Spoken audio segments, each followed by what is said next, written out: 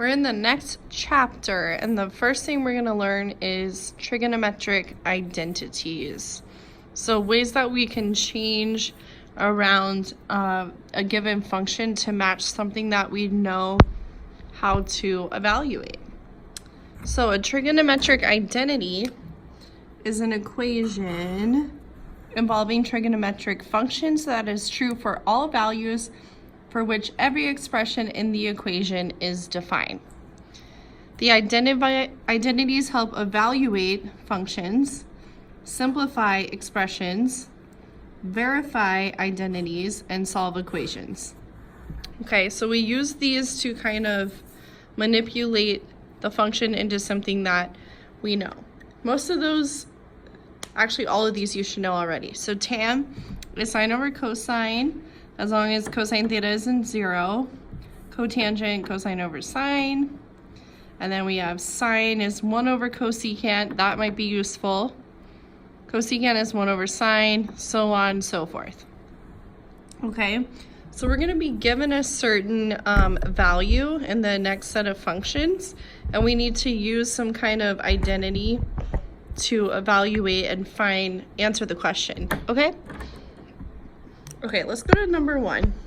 So secant theta is square root of 30 over 3 negative. Find cosine theta. Okay, so how could we relate cosine and secant? Obviously, we should probably know this already, but cosine theta is 1 over secant theta.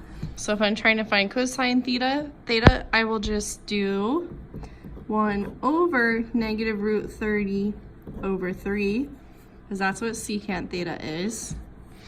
The 3 will come up top, and we'll get negative 3 over root 30. And when you rationalize,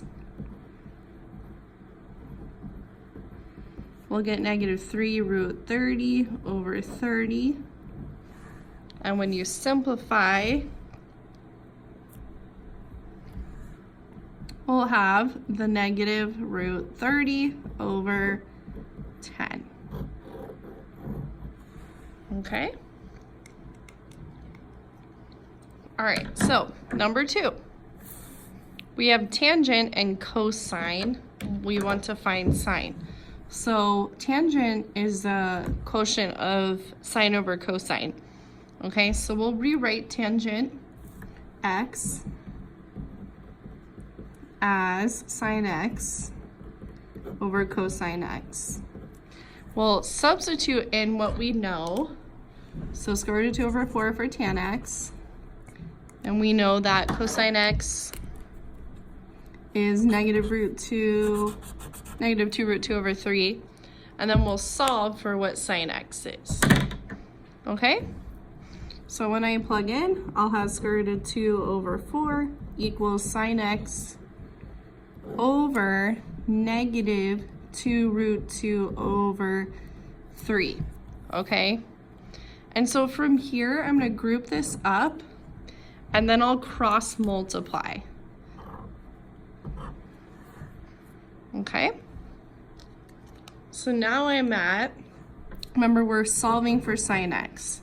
So now we'll be at square root of 2 times negative 2 root 2 over 3 equals 4 sine x. Okay? So if you simplify the top by distributing the square root of 2, not distributing, just timesing it, sorry, that'll be negative 2 root 2 times root 2, which is negative 2 times 2, negative 4. If you just multiply those, because it's a times. All right, so that'll be negative 4 over 3 equals 4 sine x. And divide both sides by 4.